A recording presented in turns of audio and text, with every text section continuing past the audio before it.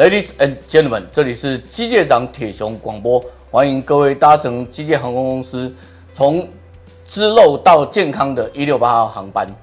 为了保障您在机械过程中的全程的舒适与安全，我们全程都会做肌肤监测。现在，请您准备起飞，放下手上的手，不能放手机，你放手机就玩完了，还要放什么手机？各位舒适机械小教室的旧友，大家好，今天非常高兴我们能够找到我们的老同事哈。就是婷君啊，婷君她在吉士皮革上班之前是一位空姐，然后上了好几年的重装，然后后来因为粉刺前斗问题才来到吉士皮革监测，然后后来成为我们同仁。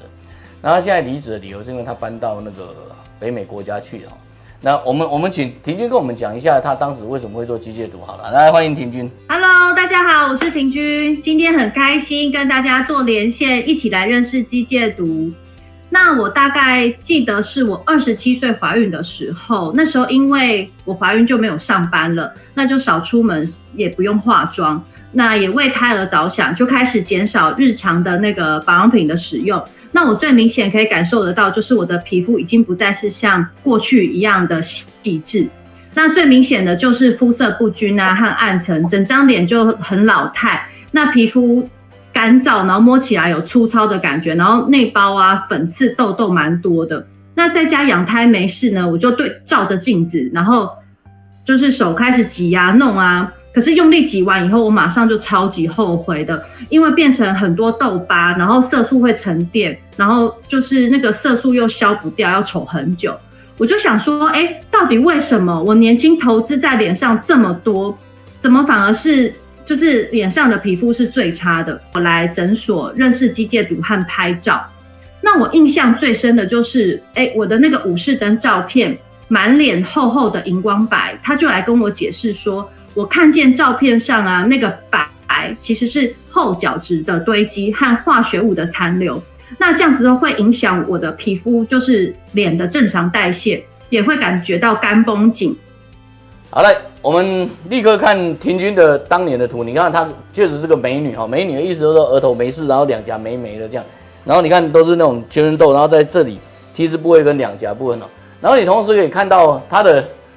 50倍的部分，这张50倍的图，你完全看不到纹路，然后亮亮的、臀臀的，不知道塞了一堆什么东西。然后真皮下面非常的好，真皮下面一片混沌，然后但是有一个好处，你可以看到有毛。这种有毛的真皮有毛的表皮，基本上是它不是用清爽型的保养品，它基本上就是用彩妆啊，或者很厚重的像 BB 霜之类压制的。这时候这些东西不会进入毛孔，但是一样会让表皮变得非常的混沌。婷婷，你可以跟我们讲一下你当时来了之后，然后就开始肌肤监测，然后开始机械这样。机械过程中有什么甘苦谈可以跟大家聊一聊？那我相信每个戒友初期都是和我有一样的心情，就是说心很急，想要赶快好。那初期呢，我就接触了产品，在脸上用精油啊，多次的按摩扰动，然后早晚做闷敷。很快呢，我就开始大痘小痘长满脸哦。一开始如果你没有体验过排除反应，大家都会说哦，我可以接受。可是当你脸开始有变化变丑的时候，真的是完全不能接受，就会脸很花、红肿啊，又痘痘。当然那个时候护理师是一个很重要的角色，他也一直很就是有耐心的鼓励我要持续养皮、油敷啦、按摩啊、闷敷。那一段时间后，我又在那个门诊接受宋医师的建议做微针，它是一种在脸上可以创造无数的小孔，是受控的皮肤损伤，也可以让皮肤恢复活力的一种无菌技术。那目的就是让我们脸上的大痘小痘啊有孔道可以宣泄。那治疗一段时间后，我的大痘小痘确实是消了许多，但是术后的红肿热痛也让我真的觉得很不舒服。在借由产品搭配的使用之下，让我顺利的熬过了第一次的排除反应高峰。好的，那也因为我的皮肤活力上升，我的脸颊又开始冒出更多无数密密麻麻的小药疹，大概都是在我腮帮子这个地方。那奇痒无比，非常的痒。原来我就是在代谢过去涂涂抹抹插进去皮肤里吸收沉积在皮肤底下的那一些化学物质。当然因为每个人的病况不同，那治愈的时间也因人而异，所以呢好的快慢也跟积极度有很大的关系。那大概我这样子想了一想，一年里我会做3到4次这样的养皮啊、促排跟修护的循环。大家可以放大检视我的皮肤，现在是蛮自然又细致、光滑油润。我出门几乎是不上妆的，因为我可以真正体会到皮肤会呼吸的那一种透气度。那个对肌肤监测的病人来说，最简单的就是青春痘，然后多简单给你们看一下哦。哇，你看每次都要给证据，然后这么多，你看这是他婷婷最开始的时候，对吧？然后有青春痘，然后之后呢就变得比较漂亮哈漂亮啊，本来就很漂亮哈，然后后来你可以看到它又再度红起来，然后最后又回到很光滑、很细致的皮肤哈。然后在我们最骄傲的那个证据学上给各位看一下，你看它只要把上面那层土土的、脏脏的、垃圾的东西清掉，它皮肤其实已经有基本纹路了。只是有个缺点，是因为它的毛孔都塞住了，所以它没有办法出自己的油、自己的水。所以如果你仔细看的话，那个纹路其实有点干瘪。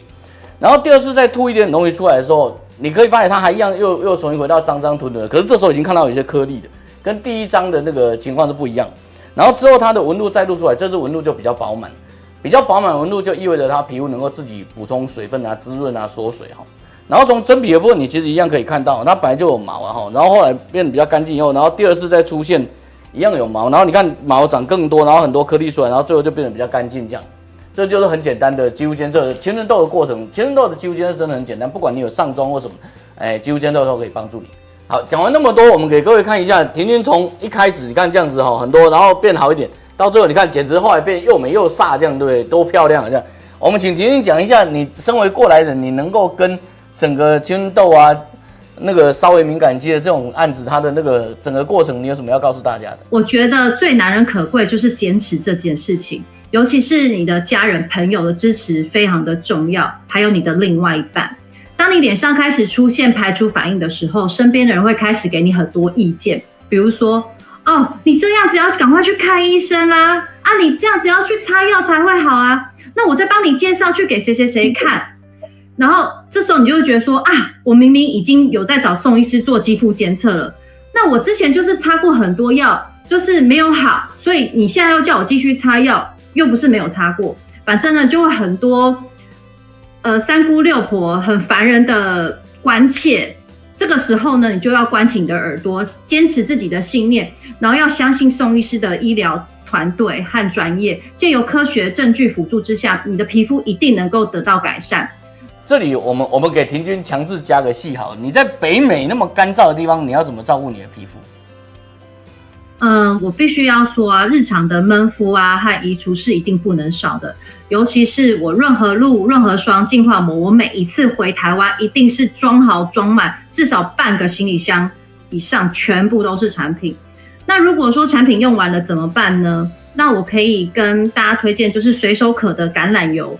是非常好用的，不要怀疑，就是我们炒菜可以吃的那一种橄榄油，可以吃呢就可以拿来涂抹。平时呢，我们可以用橄榄油少量的薄薄涂抹在脸上，然后让脸部维持油润，然后再用净化膜去移除脏污和老废角质。那清水洗脸以后呢，你再涂抹上润和露啦、润和霜，你就可以正常的过日子了。好，那今天非常感谢那个北美的那个空姐前空姐婷君小姐，那个来上我们的那个网络卫星连线讲啊，非常感谢各位看我们的肌肤监测小教室啊，我们下次见，拜拜，大家拜拜。各位旅客您好，这里是机械厂铁雄广播，我们已经要降落在台北健康机场了，非常感谢您一路的陪伴啊，我们希望下次有机会再跟您相逢，非常感谢。